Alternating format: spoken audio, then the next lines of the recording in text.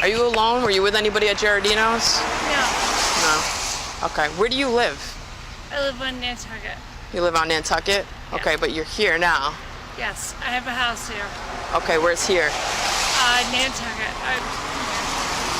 I have a house in,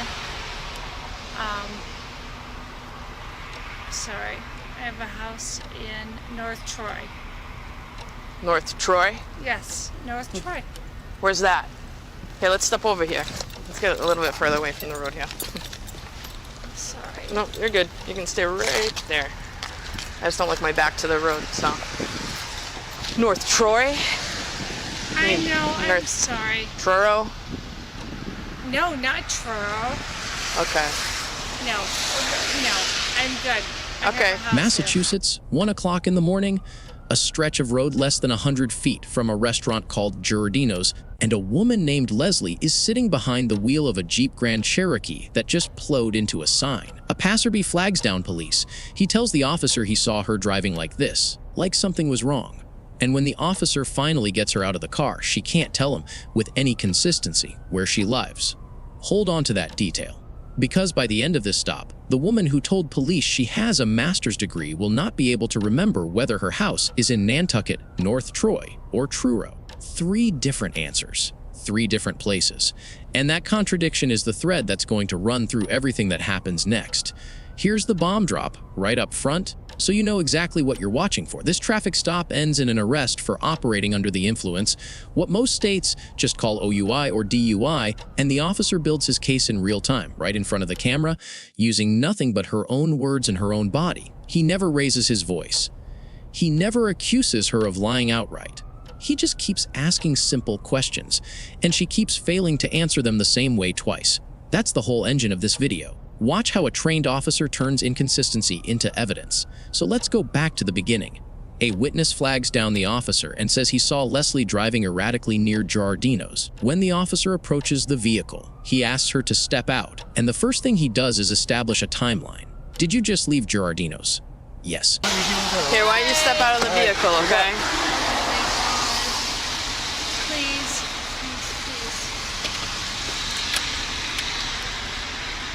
Okay. Hi, how are you? Did you just leave Giardino's? Yes. Okay. How much did you have to drink? Just a couple. Simple enough answers on their face. But then he does something smart. He asks her when she left. She says not that long ago, then corrects herself and says an hour ago, and explains that away by saying the restaurant is right there. The officer's response is one of the cleanest lines in the whole stop. We're about 100 feet from Giardino's. So why don't you just be honest with me? You've had more than a couple drinks, probably? No. No? 20-14. Okay. Received. When did you leave Giardino's? Not that long ago. Like Okay. an hour ago. An hour ago? minutes. Because it's right there. No, it's not. Are you on any other medications or? No, I'm not. I'm Okay, so you left about an hour ago.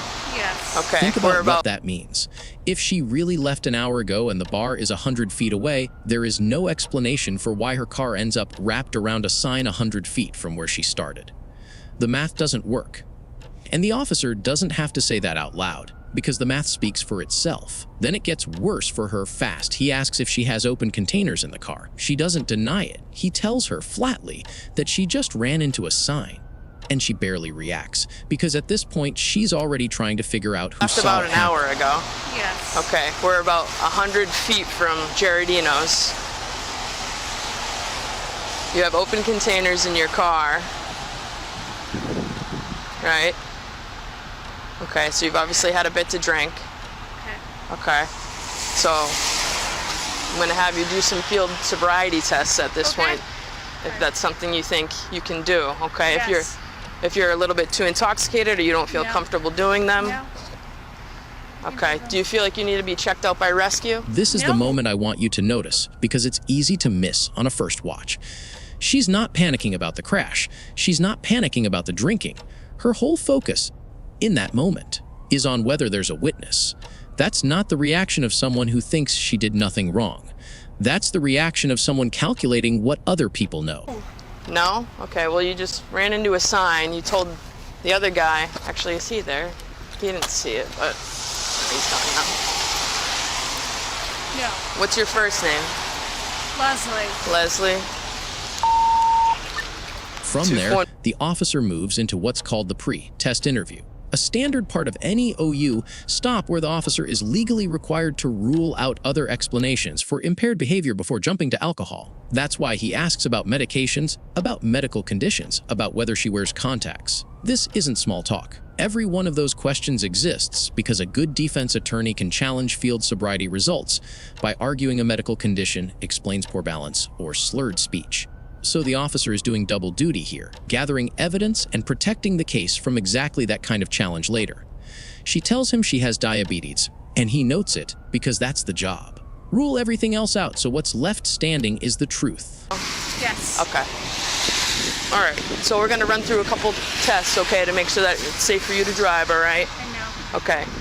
At no point I don't want you to be unsafe or anything. Do you have diabetes or anything like that? Any medical conditions that I need to know about? Diabetes. Okay. So we're gonna run through a couple tests, okay? Yes. Then comes right. the part of the stop most viewers remember first, the address. He asks where she lives. She says Nantucket.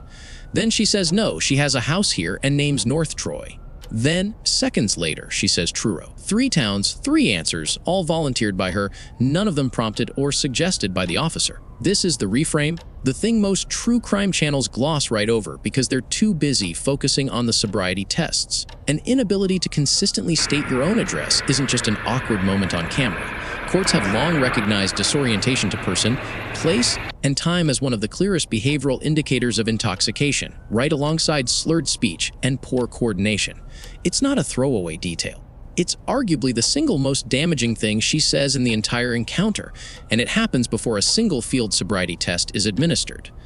And that's when the officer, almost as if he can feel the case getting stronger, decides to establish her baseline competency before testing her physically. He asks if she speaks English. Yes. If she knows numbers 1 through 100. Yes. What's the highest level of education she's completed? A master's degree. Okay. All right, you obviously speak English, right? You know. Yes. Okay. I speak English. All right. And you know numbers 1 through 100, Yes. right? Okay. What's the highest level of education you've had? I have a master's degree. Okay. Is there anything that would affect your ability to do some physical tests with balance? Probably not. No. Probably not.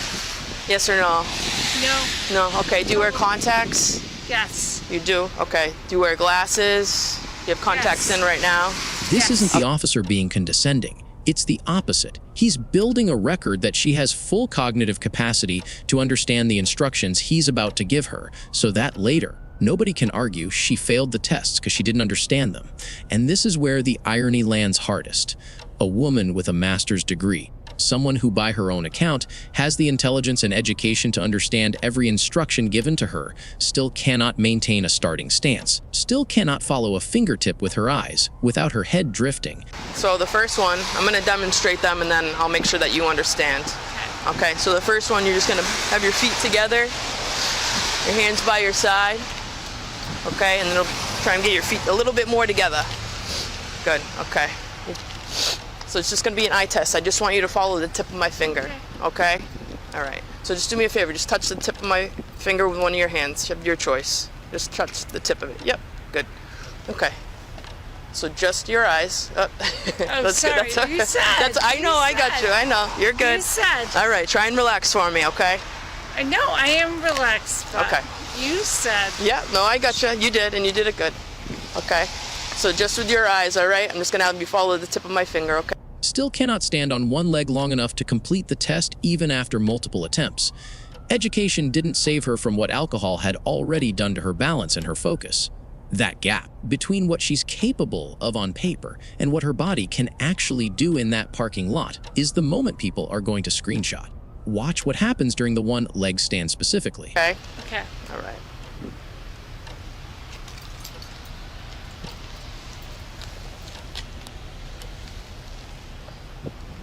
Good. It's a few times. Just try and keep your head. Yeah. Good, straight. Yeah. Sorry. No, you're good. You're good. It's all right. Okay. Okay, ready? Okay, I'm ready. Yep. All right, just with your eyes.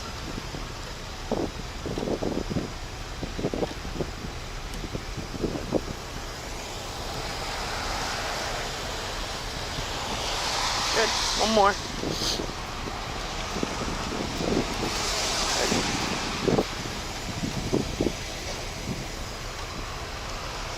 Keep going. I'm freezing. I gotcha.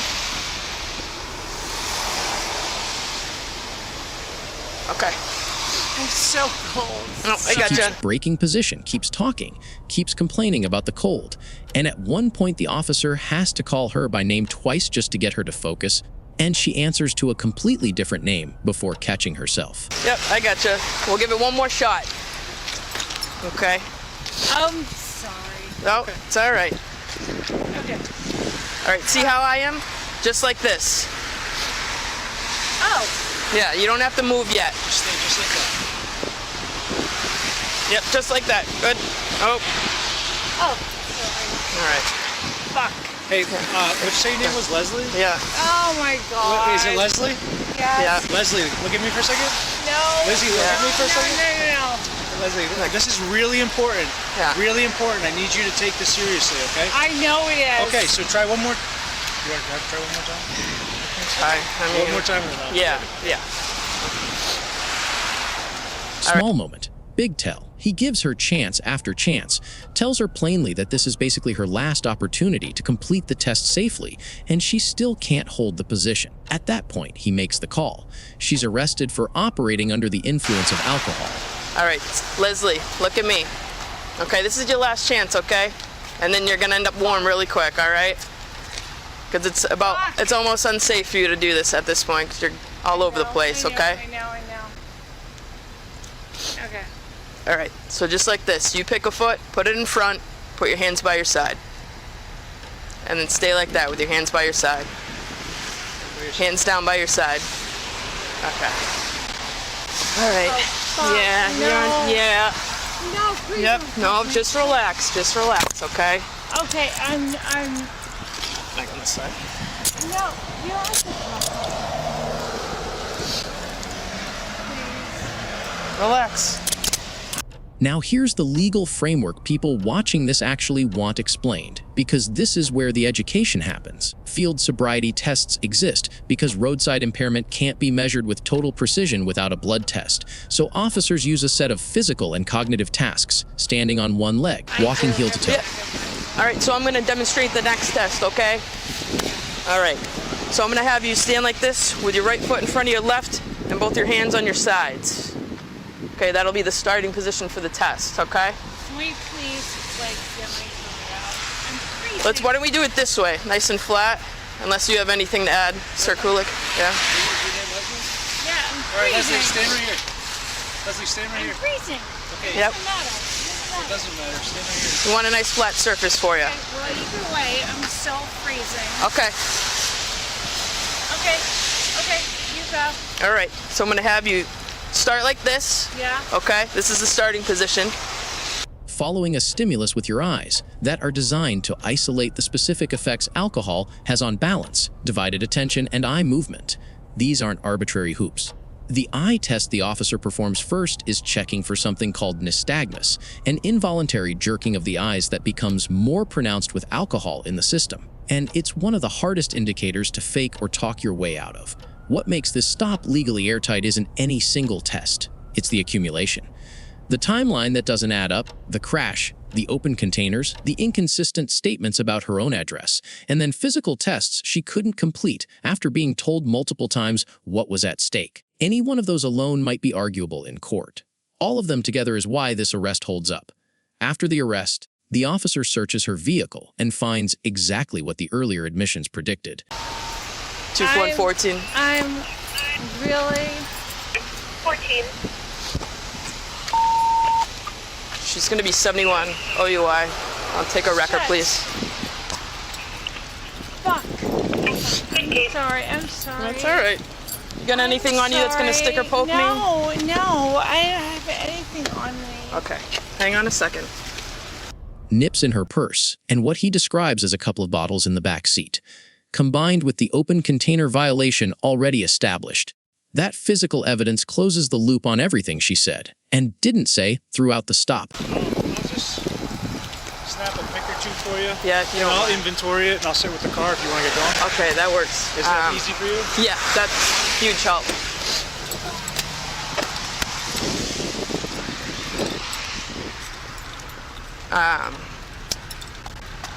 There's open container, which is pretty obvious. Yeah, I'll get those. That, and then I just saw in her purse there's some nips, and it looks like there's a bottle in the back seat too. Yeah. A couple bottles.